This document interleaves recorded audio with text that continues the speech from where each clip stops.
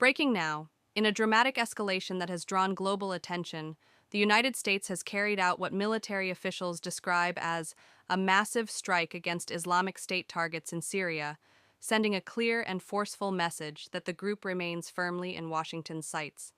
The operation, launched amid rising concerns about renewed extremist activity in the region, unfolded swiftly and with overwhelming force, underscoring the U.S. military's readiness to act when it believes its interests or security are threatened. The strikes confirmed by U.S. Central Command come at a time when many had assumed the Islamic State was largely defeated and reduced to scattered remnants. Instead, this latest action highlights a growing concern within U.S. intelligence and defense circles that the group is attempting to regroup, exploit instability, and reassert itself in parts of Syria.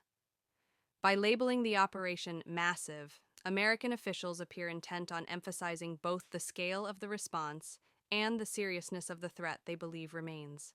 Overnight operations like this are designed not only to inflict physical damage on militant networks, but also to send a psychological signal.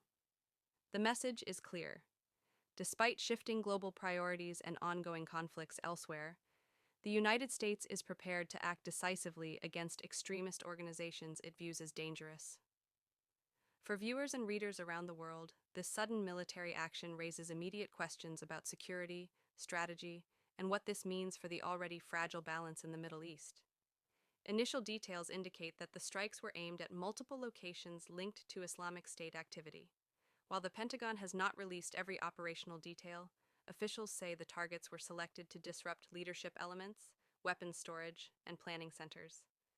The emphasis, they say, was on precision and impact, reflecting a broader strategy of preventing the group from rebuilding the capabilities it once had at its peak. This development also comes against the backdrop of heightened tensions across the region. Syria remains deeply unstable after years of conflict, and power vacuums in certain areas continue to create opportunities for armed groups to operate. U.S. military leaders have repeatedly warned that Islamic State fighters still operate in cells, waiting for chances to strike or expand influence. The latest operations suggest those warnings have translated into direct action. For many Americans, the news serves as a reminder that the fight against terrorism is far from over.